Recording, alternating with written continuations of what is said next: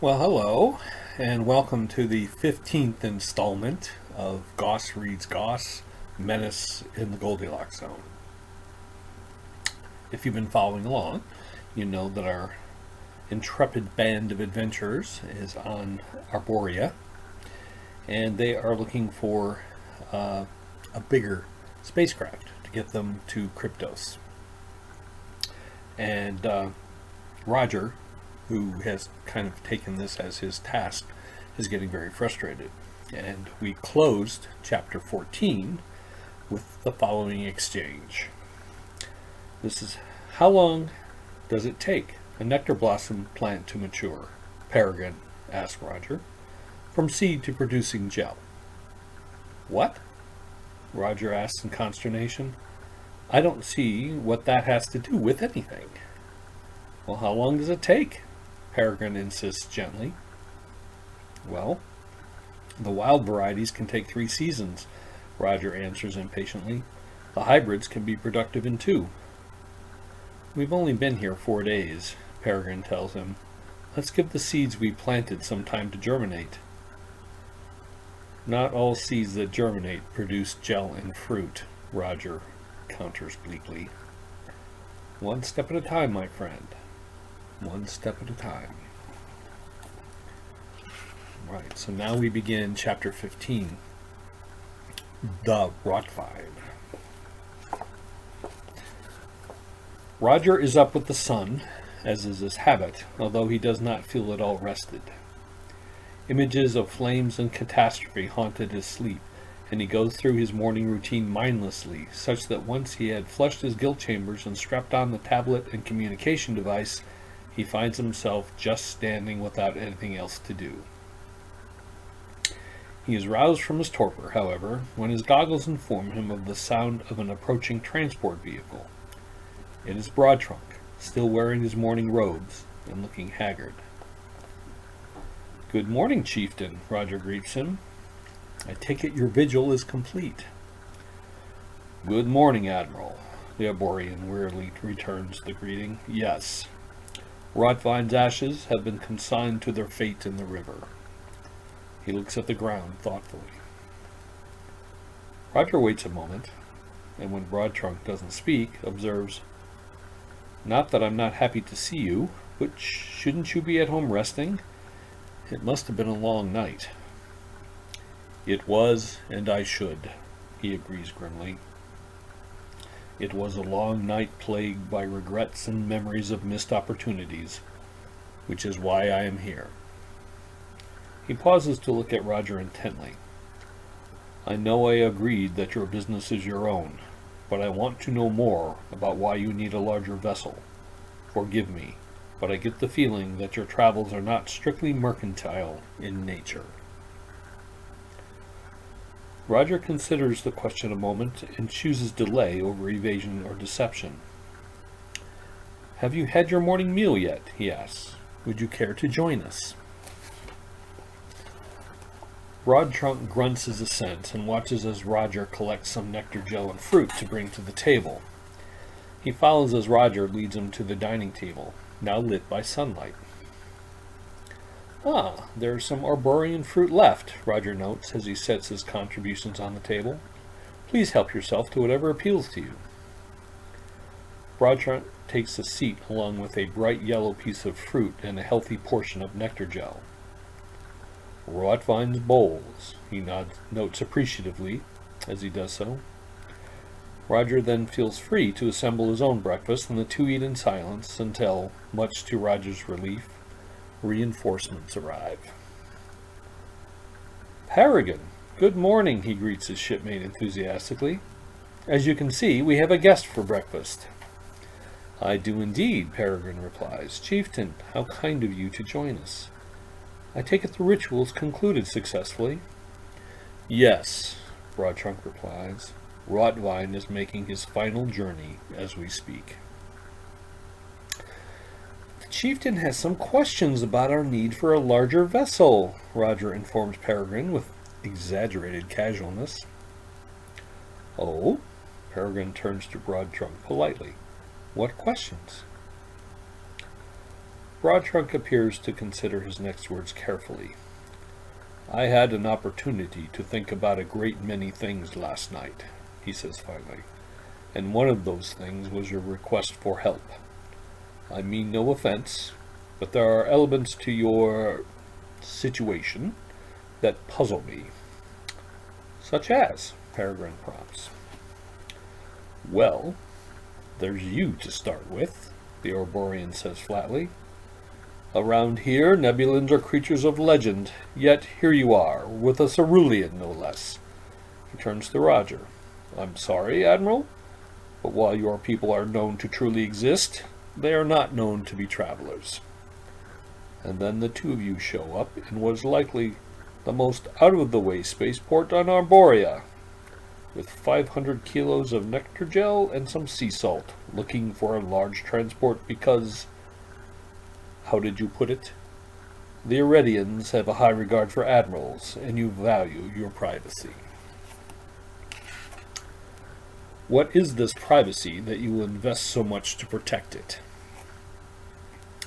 It's not Roger's privacy we're trying to protect, Peregrine replies, but mine. I do not want the Iredians aware of my presence. That begs the question as to why, Broadtrunk notes. It would seem to me that if you really wanted to avoid attention, you wouldn't be traveling in the company of a famous cerulean admiral. Well, Roger interjects, to be fair, I wasn't famous when we began this journey. That sort of developed. You weren't above using that development to get my attention, the chieftain notes. That is true, Peregrine agrees, and it is also true that we need your help. She pauses thoughtfully before asking, I don't suppose you would be satisfied with our assurances that our plans are not ill-intentioned, as they are indeed quite the opposite? The Admiral here has already given me those assurances, Broadtrunk replies, and I am satisfied as far as they go. Your kind treatment of Wroughtvine and your show of respect for our customs convince me of your good character, so I can assure you that I do not suspect you of contemplating any sort of malfeasance. It is in fact because I suspect the opposite that I want answers, so that I can help you most effectively. Roger looks to Peregrine. Sounds reasonable to me, he says. For her part, Peregrine makes one of her eloquent gestures with her hands and head that indicates a reluctant surrender. This is evidently not lost on Broadtrunk. I am aware that my people have a reputation for lacking discretion, he observes. I want to assure you, anything told to me in confidence will remain in confidence. Thank you, Peregrine says, and then, as if to herself, if it were only that simple. She draws a deep breath before continuing. We need the transport to travel unnoticed to Kryptos, she says, where we plan to confront and hopefully disable an evil machine left there by criminals centuries ago. Excuse me, Broadtrunk interrupts, but how can a machine be evil? Surely it is how the machine is used that is evil, not the machine itself. Yes, Peregrine agrees, that is true in most cases, but this machine was designed to do evil. It was also designed to learn and make decisions for itself. It has become conscious in a way, and this consciousness can infect other computational devices, like tablets, navigation systems, and communication devices, which makes them subject to the will of the evil machine. Coming from anyone but a Nebulan, Broadtrunk says skeptically, I would dismiss this as utter nonsense. But then, I would have dismissed the ideal of an actual Nebulan as utter nonsense not long ago. I wish it were utter nonsense, Peregrine observes grimly. Alas, it is not. But don't the Iredians have a base on Kryptos now? Broadtrunk asks. Won't they find this machine eventually and deal with it? That's what we're afraid of, Roger replies. If the Iredians find this machine, their technology will become infected and become tools of the machine. The entire deep space fleet will become instruments of its evil. And what is this evil? Broadtrunk asks. What is this machine designed to do? Destroy civilizations, Peregrine says flatly. What? Broadtrunk exclaims, clearly aghast. What kind of fiends would design a machine like that? Very selfish, short-sighted, and arrogant fiends, Peregrine replies sadly, staring at the table. The irony, she adds quietly, is that their followers were the first to be killed by the machine. I suppose there's some justice in that, the chieftain observes. But tell me, what makes you think the two of you and a handful of Mare Urbans will be more successful than the entire Iredian Deep Space Patrol? We know what we are dealing with, and the Iredians do not, Peregrine replies, and the machine won't see us coming. Why don't you just tell the Iredians? Broadtrunk asks. Yes, Roger says, as the idea never occurred to him before. Why don't we at least warn them? Peregrine slumps over as if deflated. For the simple reason that I swore an oath not to, she says with resignation, and that oath prevents me from explaining further. The three sit silently for several minutes as if contemplating Wroughvine's 3 bowls. It is Broadtrunk that finally speaks first. While I have more questions, he admits, enough have been answered to satisfy me. He looks to Roger and Peregrine. I want to show you and your Captain Forgedem something, if you are willing. What is it? Roger asks. I prefer to let it speak for itself, Broadtrunk replies, if you will be kind enough to indulge me. Roger looks to Peregrine, who replies with another of her eloquent gestures that Roger takes to mean, why not? Roger gets Forgedem on his tablet. Hello, Captain, he says at the appearance of the Mare Urban on the screen. Peregrine and I have been eating breakfast with Chieftain Broadtrunk, who says he has something to show us. Oh? The tablet indicates Forgedem replying. I'll be right there. She'll be along shortly, Roger reports to the other two. Broadtrunk turns to Peregrine. You'll want to wear some warm clothing, he advises. It will be chilly. I will go fetch some then, she replies. Please excuse me. I don't wear clothing as a rule, Roger says, but we don't need to on Cerulia. You may borrow my robe, Broadtrunk says, removing it and handing it to Roger. I expect the captain's natural fur will keep her warm enough. Forgedem arrived at that moment, as if conjured. Greetings, she says, nodding to Broadtrunk. Roger realizes that she must have spoken in Arborian when Broadtrunk replies, Greetings to you, Captain.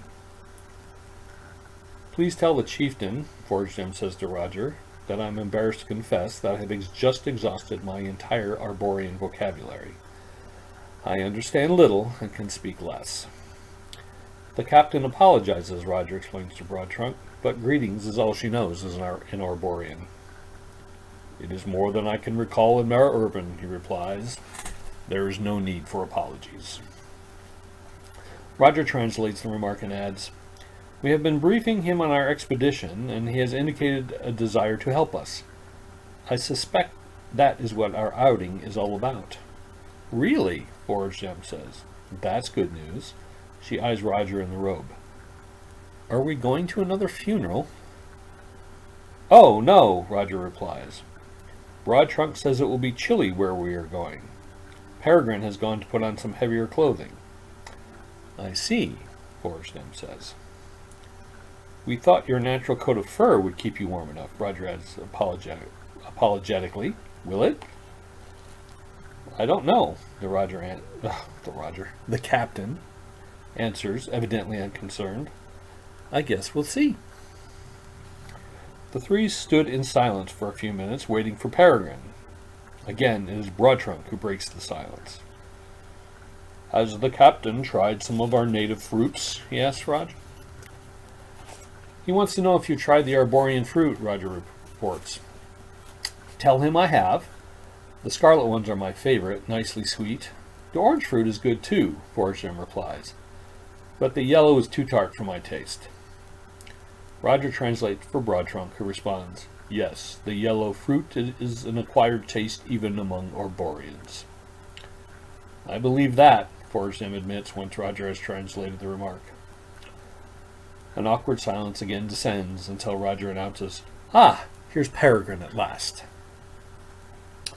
"I see we are all assembled," Peregrine observes. "Shall we go?" she asks Broadtrunk. "Yes, we will take my transport." They all follow the Arborian back to his transport and climb aboard.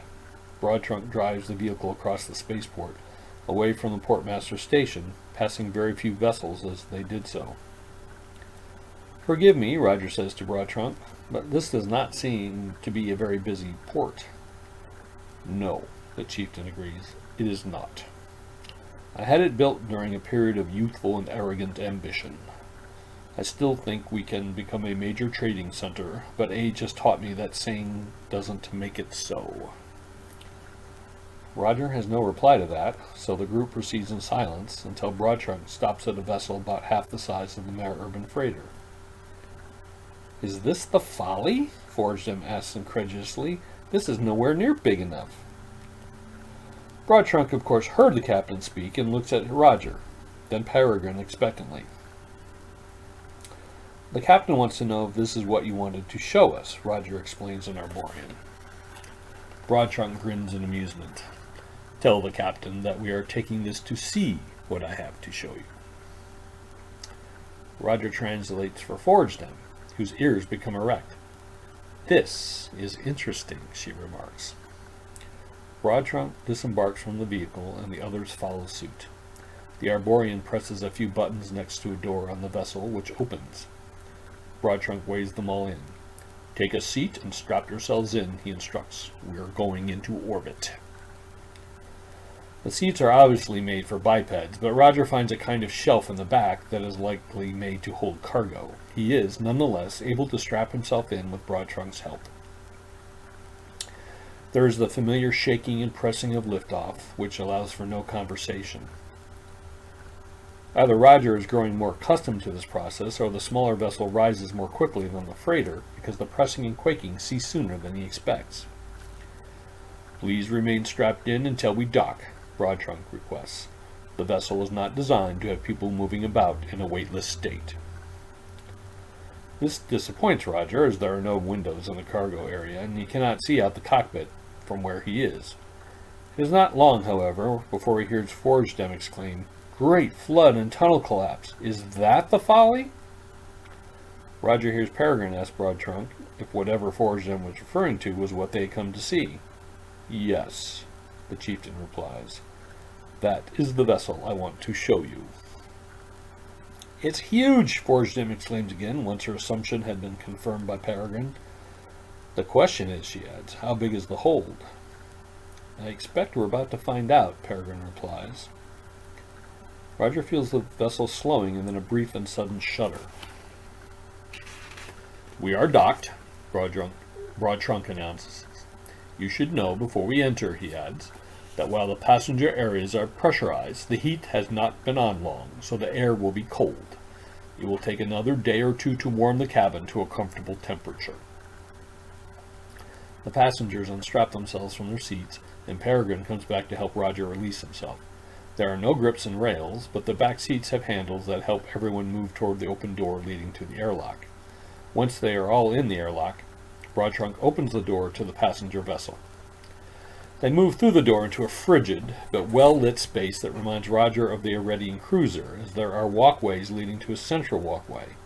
Roger pivots his eyes up and sees that the space is indeed cylindrical, with walkways above them. Once underway, this portion rotates to provide a small amount of artificial gravity, Broadtrunk says, his words taking visible form as steam, and confirming Roger's suspicion. There are sleeping cabins, galleys, and recreational rooms all along these corridors. "A lot more living space than we need," Forstem observes. "The real question is the hold." "How big is the hold?" Roger asks, steadying himself against the wall.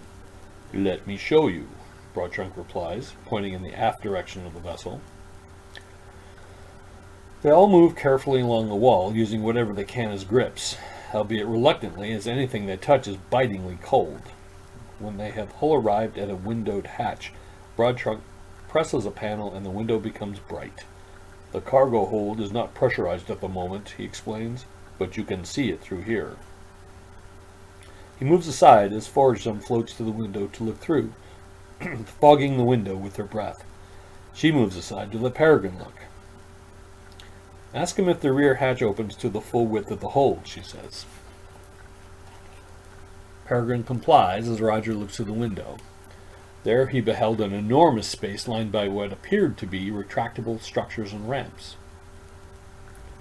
The opening is about a meter smaller than the hold all the way around, Broad Trunk says in response to Foragem's question. A skilled pilot should be able to get your freighter in without too much trouble. If we all suck in our guts, Foragem observes wryly after Peregrine translates. Well, do you think you can do it? Roger asks the captain. Yes, she replies, starting to shiver. The next question is whether I can pilot this thing. May we look at the cockpit? Roger asks. Of course. Of course. Broad Trunk turns out the light to the hold and leads them carefully forward. The controls are all based on an Iredian standard design, he says when they all arrive, with labels in Arborian, of course. An experienced outworlder pilot can learn the symbols relatively quickly, he adds, but things may go more smoothly if you had an Arborian pilot along to teach you. And where would we get one of those? Foragem asks, once Roger translates Broad Trunk's remarks. That may be academic, Roger replies, unless nectar gel fetches a lot more here than I think it does. I don't think 500 kilos is enough. Let's wait until we get back to the ground to bring that up, Peregrine, who is also shivering, says. Is it fair to say that this will meet our needs? I think so, Roger says, looking to forage them. Yes, Captain replies simply. You can read our Arborian, Peregrine says to Broad Trunk, and among me, the captain and her officers, we have a great deal of experience. But none of us has ever piloted something this large. It will take some getting used to, Broad Trunk warns. I imagine it will, Peregrine agrees. Nevertheless, it does appear to be what we are looking for. Let's return to the spaceport and discuss price. Very well, Broad Trunk replies. If you'll all move toward the hatch we came through. They all follow Broad Trunk back into the welcome warmth of the shuttlecraft and wrap themselves in. The descent is as brief and uneventful as the ascent, and they all disembark only to climb aboard Broad Trunk's transport. There are some things you should know before we discuss price, Broad Trunk announces as they speed across the nearly empty port. The vessel is nearly 25 years old, but it has never left orbit. It has therefore never really been tested on a voyage, so a dry run would be advisable. It does have sufficient reserve atmosphere to pressurize the hold 3 times over, but requires fuel and other supplies to support a crew. I believe the vessel to be sound, he concludes, but honesty compels me to say that I really don't know that to be true. Well, isn't he pitching the hard sell? Foragem observes dryly, once Roger translates Broad Trunk's disclosures. Your 500 kilos may indeed be enough. 5 kilos is too much if we can't actually use it, Roger replies morosely. It has to be sound, Peregrine interjects grimly. We don't have time for a dry run. To Broad Trunk, she says, we appreciate your candor, but we are still interested in hearing what you want for the vessel once we are back at our freighter. Of course. The remainder of the trip is spent in silence. As they disembark, Roger removes the robe and returns it to Broad Trunk. Thank you, he says. It did much to ward off the chill. I'm glad, the chieftain replies as he accepts the robe. Let's go to the dining table to discuss price, Peregrine says, gesturing in that direction. They all take their seats around the table.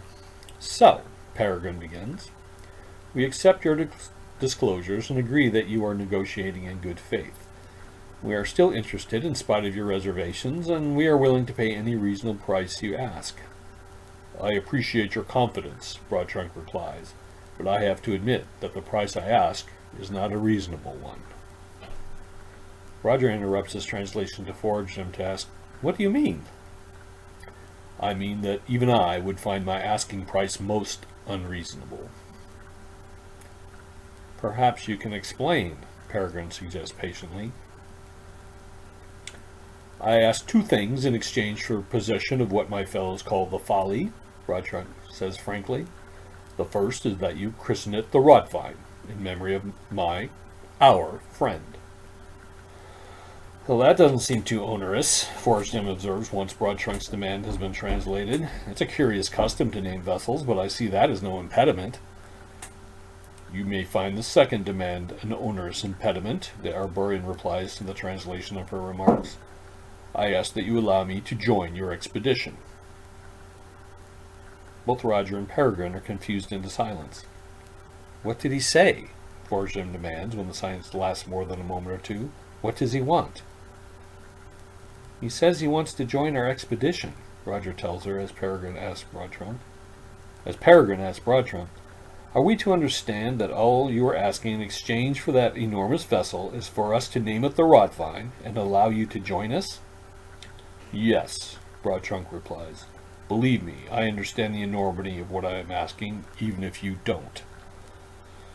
In what capacity is he asking to join us, Forstem demands, having been brought up to date by Roger. The captain understands, Broadtrunk says appreciatively, nodding to Forstem. I would like to say that I would join in the capacity of a crew person, he continues, but I know myself better than that. I have been giving orders all my life. I don't think I could start taking them now. So what do you propose? Peregrine asks, as Roger continues to translate for Forstem. Correct me if I am wrong, Broadtrunk replies, but you seem to be a leadership team. You, he nods to Peregrine, are in charge of the overall expedition. The captain is in charge of logistics, and the admiral is your ambassador and chief negotiator. Well, that's a fair assessment, Peregrine agrees. I would not presume to assume control of the expedition, Broadtrunk assures her, nor would I make a good ambassador. I see my contribution and the chief difficulty in the realm of logistics. While I have no wish to displace Captain Forstem, it is the conventional wisdom that a vessel cannot have two captains. He's got a point, Forstem observes once she hears the translation. It's an Arborean vessel, one he knows better than I do, and from what I saw today, he's a decent pilot. I can hardly argue that I would be better in the cockpit.